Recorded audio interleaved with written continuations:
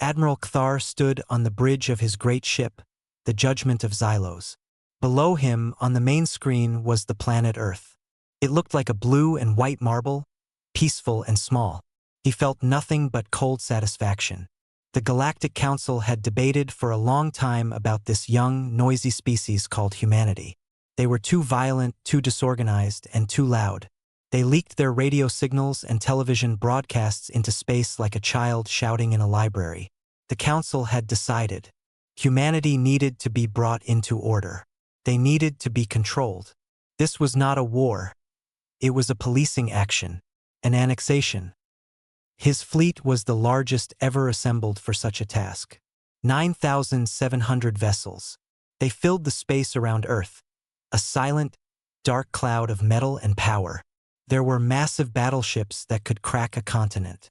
There were swift attack ships that could eliminate cities. It was a force meant to inspire absolute fear, to force surrender without a single shot being fired. Kthar was confident. He had done this many times before to other worlds. They always broke. He expected a message of surrender from Earth at any moment. On Earth, there was no surrender. There was panic, yes. The news channels showed pictures of the alien fleet, a new constellation of death in the night sky.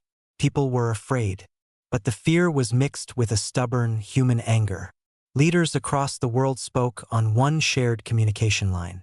Their voices were tense, but firm. They would not surrender their world. They would fight. It would be a short fight, everyone knew.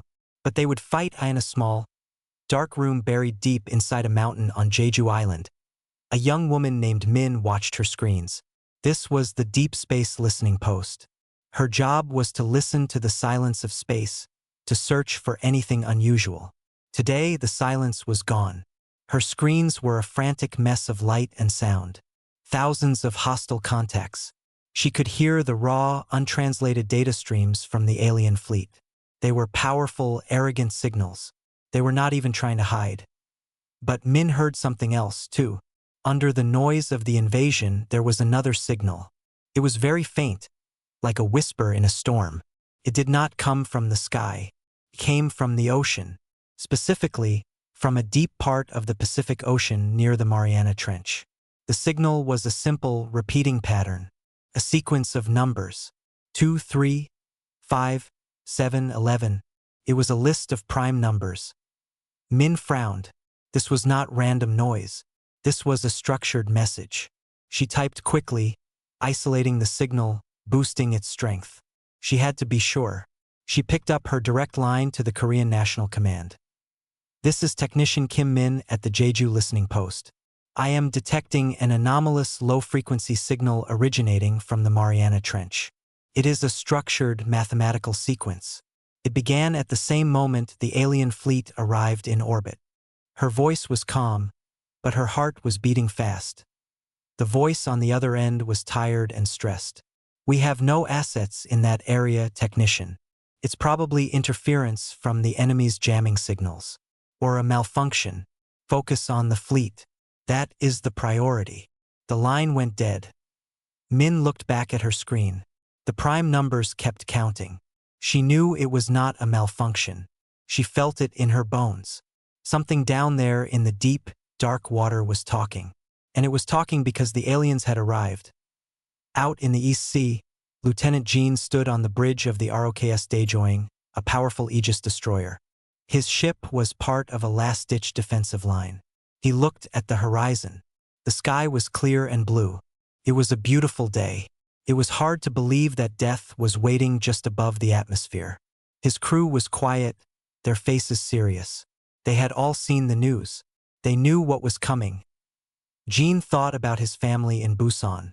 He hoped they had gone to the shelters. He gripped the railing in front of him. His orders were simple. When the enemy ships entered engagement range, he was to fire every missile he had. It would be like throwing pebbles at a tank, but it was all they could do. He had to show that humanity would not go down without a fight. Back on the Judgment of Xylos, Admiral Kthar grew impatient. There was no surrender message. Instead, his sensors detected military signals from the planet's surface. They were preparing to fight. It was insulting. It was a waste of his time. They need a demonstration, he said to his second-in-command. Order the first wave to descend. Target their major military installations. Let them see our power. A group of 500 alien ships detached from the main fleet. They were sleek, dagger-shaped vessels. They began to move towards Earth, piercing the atmosphere like falling stars. On the ground, people looked up and saw them. They were not beautiful. They were terrifying. Jean on the Daejeong saw them on his radar. They were heading for targets in Asia. Seoul was one of them. This was it. All hands battle stations, he commanded, his voice echoing through the ship. Lock on to the nearest targets. Prepare to fire on my mark. He took a deep breath. This was the end, and he was going to meet it with courage. In her bunker, Min watched the alien ships descend on her global map. Her heart sank. This was the beginning of the end. But then, her other screen, the one monitoring the strange ocean signal, went crazy. The prime numbers stopped. The signal became a single, sustained, and powerful tone. It was the loudest it had ever been. At the same time, all across the Pacific Ocean, something impossible happened. The water began to churn. From the deepest, darkest trenches, structures began to rise. They were not made of metal like the alien ships. They looked like they were made of the ocean itself, but solid and black like polished obsidian. Their shapes were strange. They did not look like buildings or ships. They had too many angles that hurt the eyes to look at. They were massive, bigger than mountains. One of them rose directly below the formation of alien ships. It did not fire a laser or a missile. Instead, the space around it seemed to warp and shimmer. A deep, low sound, like the lowest note of the largest bell in the universe, vibrated through the air, the water, and even the metal of the ships. The alien ships did not explode. They simply came apart. They unraveled into glowing dust.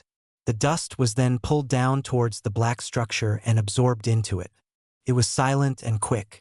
In less time than it takes a heart to beat 10 times, all 500 ships were gone. Vanished. The sky was empty again. On the bridge of the Judgment of Xylos, the tactical officer stared at his screen, his face a mask of confusion and horror. Admiral, I have lost contact with the first wave. All 500 vessels. They are gone. They have disappeared from our sensors. Thar spun around.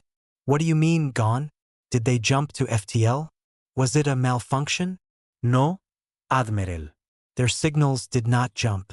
They ceased to exist. There is no debris, no energy residue. They are just gone. Thar looked back at the view screen, at the peaceful blue planet. For the first time, he felt a flicker of doubt. What was happening down there? On the ROKS Daejeong, Jean and his crew watched in stunned silence. Their radar screens, which had been filled with red enemy icons, were now clear. The sky was empty. What happened? Someone whispered. Did they retreat? Jean shook his head slowly, his eyes wide. He had seen the last moments on the optical scopes. He had seen the black thing rise from the water. He had seen the alien ships turn to dust. He did not understand what he had seen. He looked out at the ocean. It was calm again, but he now knew something lived in its depths that was far more powerful than any alien fleet. In her bunker, Min was breathing fast. She looked from her empty tactical screen to her other screen, which still showed the powerful, sustained tone from the deep. She knew. She knew with absolute certainty. The signal was not a cry for help. It was not a warning. It was an announcement, a declaration that the protectors of Earth were awake. And they were not human. She picked up her direct line again. This time, her voice did not shake.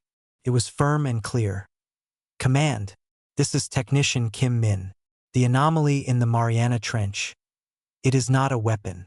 Repeat, it is not a weapon. It is a guardian. And it has just eliminated the entire first wave of the invasion. She paused, looking at the simple, terrifying message on her screen. The aliens are not the hunters anymore. They are the prey. The silence on the bridge of the Judgment of Xylos was heavier than any sound Admiral Kthar had ever heard. It was a physical pressure pushing in on him. One moment, his screens had shown 500 of his best warships, a force that could have conquered the planet by itself. The next moment, they were gone. Not destroyed in a fiery blast. Not retreating. Just erased. His tactical officer was still stammering, his voice a faint, panicked buzz in Kthar's ear. No debris. No energy signatures. Complete molecular dissipation. Kthar's fist slammed down on the console. Silence, he roared. The bridge went quiet. He stared at the blue planet. It was a trick. It had to be. The humans had a hidden weapon. Planet killer. They had lured his fleet in close and activated it. Rage began to replace his shock. How dare this primitive species humiliate him? This changes nothing, he said, his voice a low growl. They have one defensive weapon. It will be overwhelmed. All vessels target the point of emergence in the ocean. Full orbital bombardment. I want that thing vaporized. Across the massive fleet, weapons powered up. Giant plasma cannons glowed with angry green light. Energy projectors hummed, gathering power. The order was given. 1,000 brilliant lances of energy shot down from the fleet, all aimed at the spot in the Pacific Ocean where the black structure had appeared. It was enough firepower to boil an ocean, to crack the crust of a planet on Earth. The sky lit up with a terrifying false dawn. People looked up and saw a rain of green stars falling.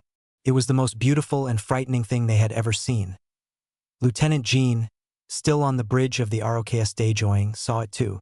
He gripped the railing so hard his knuckles turned white.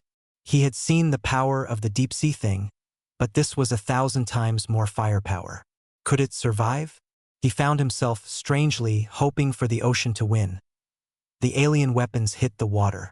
A colossal explosion of steam and light erupted, blinding everyone who watched. The sea boiled for miles around. The shockwave created a tsunami that began to race outwards. But as the light and steam faded, the black structure was still there. It was completely untouched. It had not even moved. The water around it churned and boiled, but the structure itself was pristine. It had absorbed the energy of 1,000 warships and asked for more. Then it responded, not with a single weapon but with many. All across the planet, from every deep trench, more of the Obsidian Guardians rose. They did not fire back at the fleet. Instead, they began to emit a soft, humming sound. The sound was not loud, but it was everywhere. It was in the air, in the water, in the metal of the ships. It was a vibration that got inside your bones. As they hummed, a shimmering, translucent dome of light began to form high in the atmosphere. It started as a faint web of energy, like a spider's web made of light, and quickly grew, knitting itself together until it formed a perfect, glowing shell around the entire Earth. It sealed the planet off from the outside universe. On the judgment of Xylos. Alarms blared. The tactical officer's voice was shrill with panic. Admiral, an energy barrier of unknown composition has enveloped the planet. It is forming a perfect sphere. We are trapped inside it. Kthar felt a cold knot tighten in his stomach. Trapped. The word was foreign to him. His fleet was the one that did the trapping. Break through it. Focus all fire on one point. The fleet obeyed. They turned their weapons away from the ocean and towards the new barrier. They fired everything they had at a single spot. Beams of plasma, lasers, kinetic projectiles, they all slammed into the shimmering dome. The energy was absorbed without a sound. The dome did not shake or flicker. It simply took the hit and remained, perfect and unbroken. Then, the real terror began. The deep-sea structure stopped humming. The dome was complete. Now they began their work. One of the smaller alien scout ships, hovering near the edge of the atmosphere, simply vanished. It did not explode. It flickered like a bad image on a screen, and then it was gone. Then another ship, a little bigger, did the same. And another. It was not an attack. It was a deletion, a cleaning. Panic spread through the alien fleet like a virus. Ships tried to run. They turned and flew at their fastest speed towards the barrier, hoping to find a weak spot. They crashed into it and dissolved into nothingness. Others tried to jump to faster-than-light travel to escape the system. Their FTL drives failed to activate. Space itself felt solid. Locked down. A large alien battleship, bigger than the others, fired its main cannon at one of the black structures rising from the Atlantic. The powerful beam of energy hit the structure dead on. For a brief second, nothing happened. Then the beam reversed its course.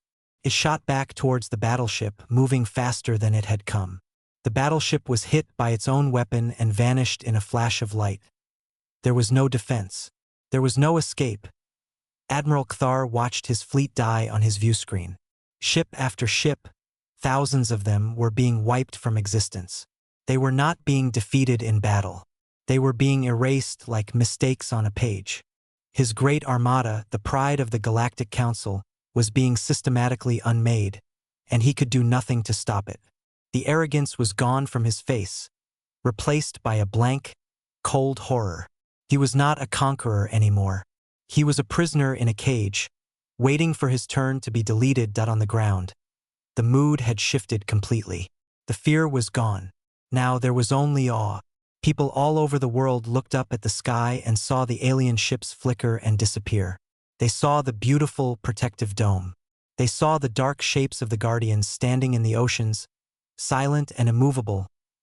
Gene ordered his crew to stand down from battle stations. There was no battle to fight.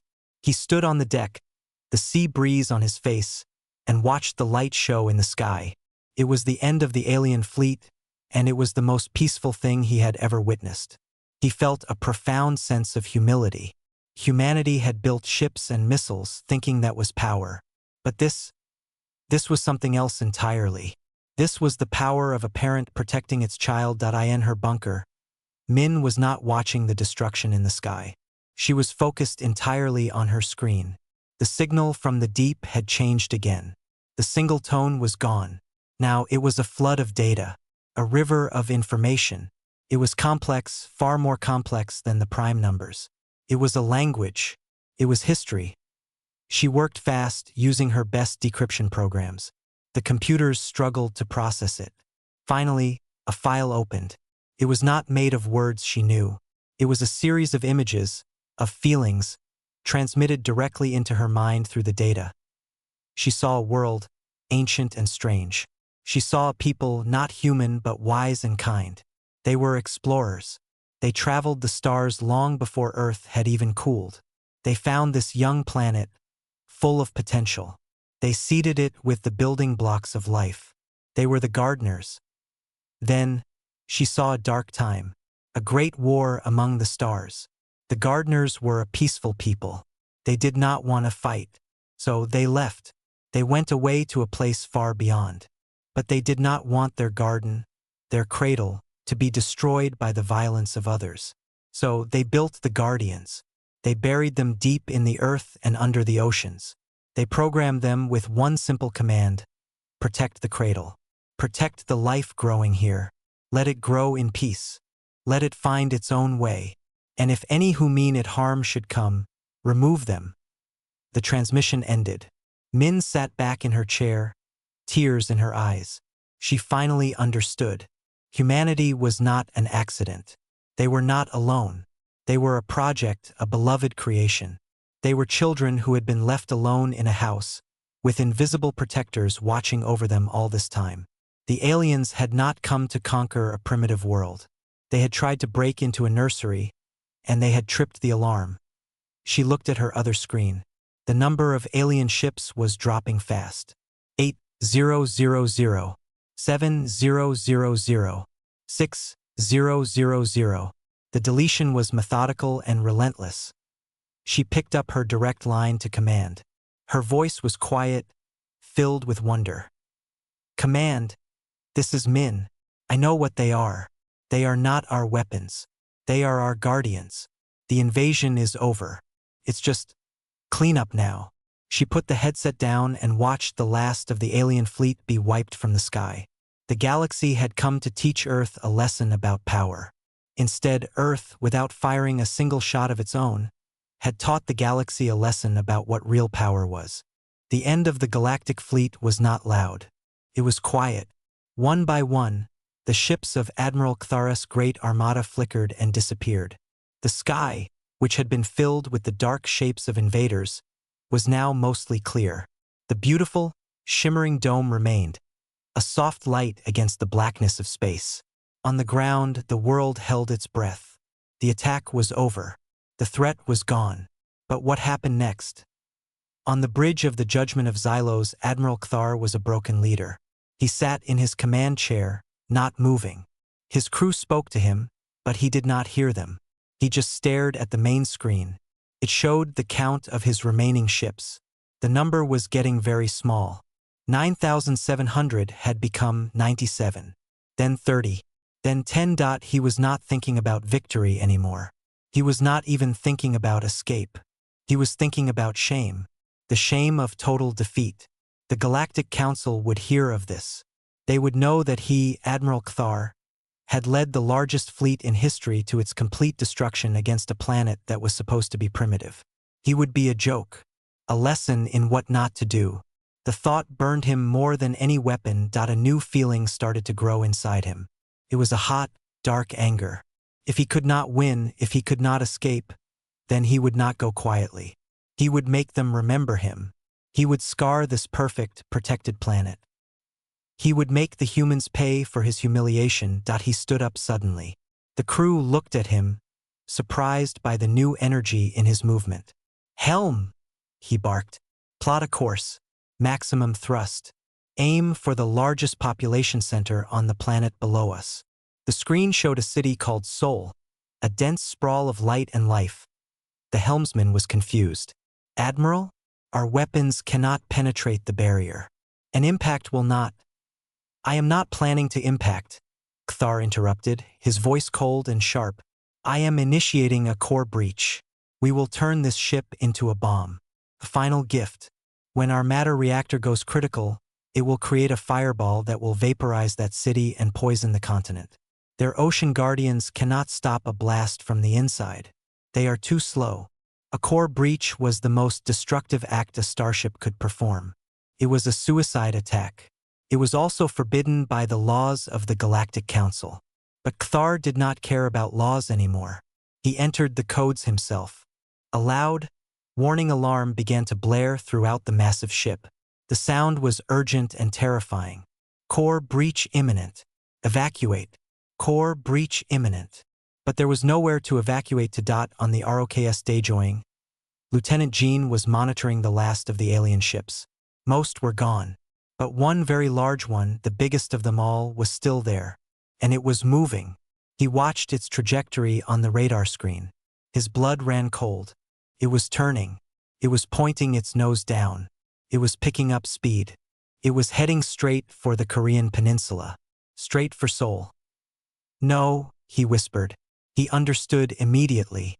It was a suicide run. He had heard the theories about a matter reactor going critical. It would be like 1,000 nuclear bombs exploding at once.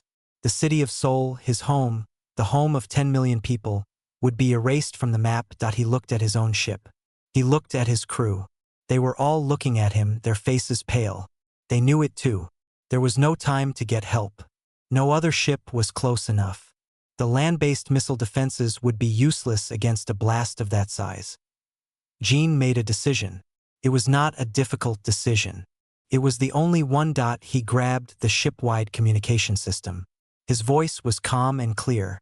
"All hands, this is the lieutenant. The enemy flagship is on a suicide run targeting Seoul. We are the only vessel in its path. We will intercept." He took a deep breath. "We will ram it."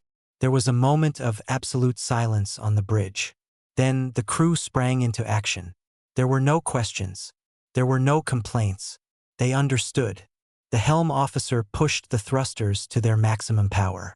The great destroyer turned its nose towards the falling giant in the sky. It was a tiny fish trying to stop a whale. Jean felt a strange peace. He was not going to let his home be destroyed. He thought of his family in Busan, south of Seoul. Maybe this would be enough to save them. Maybe it would just be a gesture. But it was a gesture he had to make. The two ships raced towards each other. The alien ship was massive and dark, a falling mountain. The ROKS Daejoing was small and gray, a dart thrown at that mountain. The distance between them closed rapidly. Gene braced for the impact. He hoped it would be enough to knock the giant off course. But the impact never came. Just as the two ships were about to meet, the ocean below them moved. A tendril of water, impossibly long and impossibly fast, shot up from the sea. It was not just water. It was solid and black, the same material as the Guardians. It moved faster than anything Gene had ever seen. It did not look like a machine. It looked like a living thing, a gentle hand. The black tendril wrapped softly around the ROKS Daejoing. It was like being held in a giant's palm. The ship stopped suddenly, but there was no jolt, no crash. The force was absorbed completely. Gene and his crew were thrown forward, but they were not hurt. They watched, stunned, as their ship was moved gently to the side, away from the path of the alien flagship. It was set down carefully on the surface of the water, like a toy boat in a bathtub. The Guardian was not done. The same black tendril, now free, turned its attention to the judgment of Xylos. Admiral Kthar on his bridge saw it coming on his screen. He screamed in rage and frustration. He pushed the matter reactor to go critical faster. No. No, not now. The black tendril did not attack the ship. It simply opened. It became a flat, dark sheet, like a piece of cloth. It wrapped itself around the entire alien flagship. It enveloped it completely. On the view screens all over the world, and on the radar screens of every military ship, the massive signal of the judgment of Xylos vanished. There was no explosion. There was no light. There was no sound.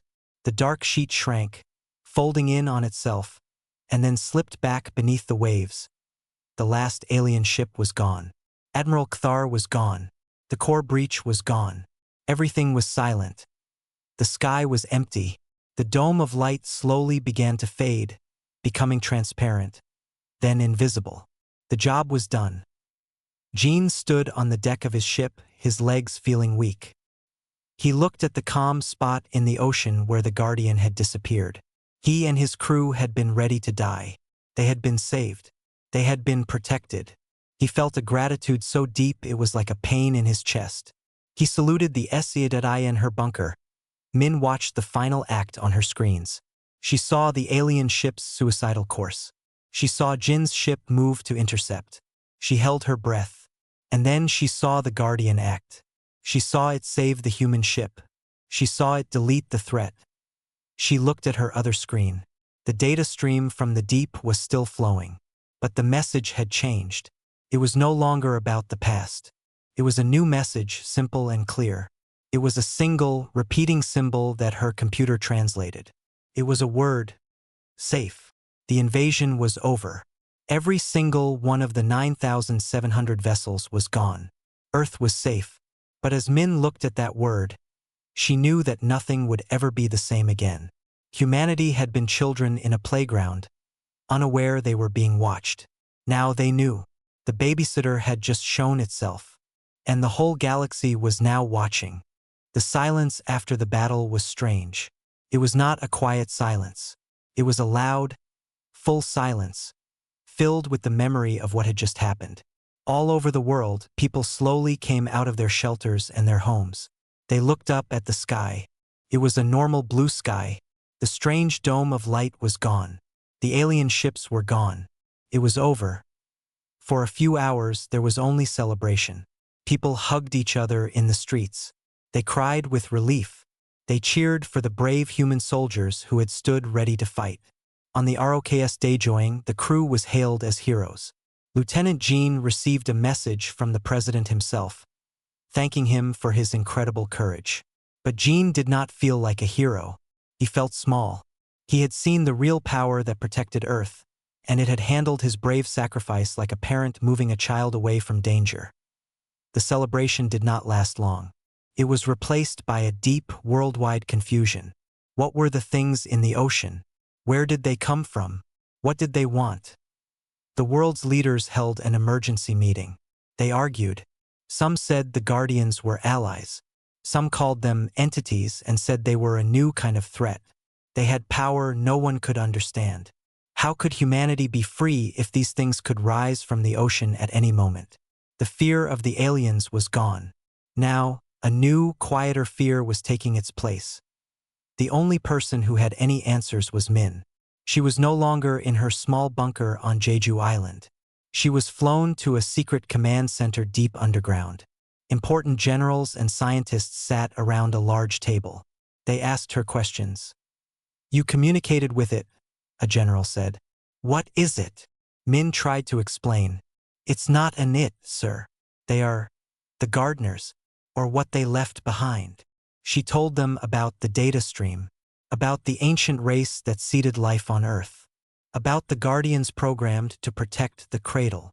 The scientists were fascinated. The military leaders were worried. "Can we control them?" another general asked. Min shook her head. "No, sir. We can't control them. We don't even know how to talk to them properly." They only sent one clear word after it was all over. "Safe." "Safe for who? Safe for them? Or safe for us?" the general pressed. "I believe it means safe for us," Min said softly. While the leaders debated, the rest of humanity looked to the sea. Beaches all over the world were crowded with people. They did not swim. They just looked out at the water. They were waiting. They knew something was down there. The ocean, which had always been a place of mystery, was now known to hold the most important secret in human history. And then, the Guardians spoke again. But this time, they spoke to everyone. It started at noon local time across the planet. The same black, obsidian structures rose from the water. But they did not rise high. They just broke the surface. And then, from the top of every structure, a beam of soft, blue light shot into the sky. The beams did not go into space. They stopped high in the atmosphere and spread out, like ink in water. The light began to form images. It was a projection on a global scale. Every person on Earth, no matter where they were, could look up and see the same thing. It was a movie in the sky. The images were simple and clear. They showed the story Min had seen in her data. First, a beautiful, strange planet. A race of graceful, luminous beings. They were building things, exploring stars. They came to a young, hot Earth. They saw its potential. They seeded the oceans with the first life. The images showed single-celled organisms growing into complex life, into fish, into plants, into dinosaurs, and finally into mammals and early humans. It was the story of evolution, but it was shown as a deliberate, cared-for garden. Then the images changed. They showed war among the stars. The luminous beings were sad. They did not want their garden to be burned in someone else's war. So they left. But before they left, they built the guardians. They hid them deep in the earth. Their final command was shown as a feeling that every human understood. Protect the children. Let them grow. Let them learn. Keep them safe. The sky movie ended. The blue light faded. The obsidian structures sank back beneath the waves, leaving the ocean empty once more. The silence returned, but it was a different silence now. It was a silence of understanding. There were no more arguments. The message was too clear to misunderstand. Humanity was not a random accident. They were a loved creation. They were children who had been given a protected world to grow up in. People on the beaches began to cry, but they were not tears of fear. They were tears of a profound and unexpected belonging. For the first time, every human felt like they were part of one family. They had a shared origin. They had a shared protector. In the command center, the generals were quiet. The question of control seemed foolish now. You do not try to control your parent. You respect them. Min looked at the faces around the table. She saw the change. They weren't telling us what to do, she said, breaking the silence. They were just telling us who we are, and that we are not alone. The world began to change that day. Borders started to feel less important. The old conflicts between nations seemed small and silly. How could you fight your neighbor when you had just learned you were both part of the same family, living in the same cradle? The story of the invasion was over. The story of humanity, it seemed, was just beginning. They had passed a test they did not even know they were taking. They had faced destruction and been saved. Now they had to decide what to do with their second chance. The children in the cradle had just met their guardians, and they would never be the same again. A new feeling settled over Earth. It was not the panic of the invasion or the confusion after. It was a quiet, deep sense of wonder. The world kept turning. People went back to work, to school, to their lives. But everything was different. The sky did not just hold the sun and moon anymore. It held a memory of a message. The ocean was not just water. It was a home to ancient friends. For weeks, the world's leaders worked together in a way they never had before. The old alliances and arguments were put aside. They formed a new global group, the Planetary Unity Council. Their first job was simple: try to talk to the Guardians. Their second job was much bigger: decide what to do next as a united human race. Min was at the center of it all. She was no longer just a technician. She was the head of a new department, First Contact. Her office was in a new building in Seoul, overlooking the Han River. Her team worked day and night. They sent every kind of signal they could think of into the deep ocean trenches. They sent music. They sent mathematical equations. They sent messages of thanks. For a long time, there was no answer. The ocean was silent. The Guardians had returned to their sleep. Then, one morning, a signal came. It was not a complex data stream. It was a single, simple image. It was a star chart. But it was not a chart of the sky as humans knew it. It was a map of the galaxy with a bright, pulsing line drawn on it. The line started at a point deep in the galactic core and ended at a small yellow star. Earth's sun. Min and her team studied the map. The meaning was clear. It was the route. It was the path the gardeners had taken when they left Earth long ago. The Guardians were not just saying hello. They were giving directions. At the same time, another change happened. All across the world, scientists working on new technology made sudden, incredible discoveries. It was like a door in their mind had been unlocked. A physicist in Switzerland suddenly understood how to build a power source that was clean and limitless. An engineer in Kenya designed a new engine that could push a ship to the edge of the speed of light. A biologist in Brazil found a cure for a disease that had plagued humanity for centuries. It was not a data download. It was not a gift of blueprints. It was an awakening. The knowledge had always been there, hidden in the laws of physics, waiting for humanity to be ready to see it. The presence of the Guardians, their proof of a greater universe, had finally made humanity ready to learn. The Planetary Unity Council faced its biggest decision. The galaxy had tried to invade them and had failed. Now, the galaxy was open to them. They had a map. They had the beginnings of the technology. Should they stay safe in their cradle, protected forever? Or should they open the door and step outside? The debate was broadcast to the whole world. Some people were afraid. They said Earth was safe now. Why risk inviting more trouble? They should enjoy their protected peace. But others argued that a cradle is for a child. A child must eventually grow up. To stay hidden forever would be to ignore the gift they had been given. The gardeners had left them a protected world to grow in, not a prison to hide in. The final speaker was Lieutenant Jean. He was now a commander, a hero for his bravery during the invasion. He stood before the council and the world. "We were ready to die to protect our home," he said, his voice strong and clear. "We are not a fearful species. The Guardians protected us because we are worth protecting. They showed us we are part of something bigger. They have given us a map. I think it is an invitation, not to conquer, but to learn, to meet our family. I say we go." A vote was taken. The decision was yes. The first interstellar ship was named the Cradle's Gift. It was built in orbit, a beautiful ship of human design, but using the new principles they had just begun to understand. Min was chosen to be the mission's chief science officer. Jean was chosen to be its captain. The day of the launch was a global holiday. Every screen on the planet showed the ship in orbit. It was sleek and silver, pointing away from Earth, towards the stars. On the bridge of the ship, Min and Jean stood together, looking at the view screen. Below them, Earth hung in the blackness, blue and beautiful and safe. "Are you ready?" Jean asked. Min nodded, smiling. "I've been ready my whole life." Jean gave the order. The new engine powered up. It did not roar. It hummed, a soft, powerful sound. The ship began to move. It slipped through the space where the protective dome had been. There was no resistance. The Guardians knew. They were not breaking out. They were being let out. As the cradle's gift moved beyond the orbit of the moon, a final signal came from Earth. It was not from a human station. It came from the deep ocean, from the Mariana Trench. Min received it on her console. It was a single word, the same as before, but this time it felt different. It felt like a blessing. Safe. And then, another word followed it. Go! Min read the words and felt a warmth spread through her.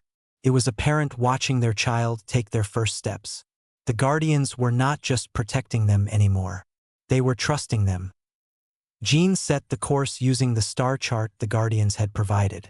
The ship turned towards the center of the galaxy. The engine's hum grew deeper. Space itself seemed to bend around them. They were not going as conquerors. They were not going as victims. They were going as children of Earth, heirs to an ancient legacy. They were going to find the gardeners, to say thank you, and to show them how their children had grown. The stars ahead were no longer distant points of light. They were destinations. The universe was vast and unknown, but for the first time, it felt like home. The cradle's gift leaped forward. A tiny, brave ship carrying all the hopes of humanity, shooting into the great, starry night. Their childhood was over. Their future had begun.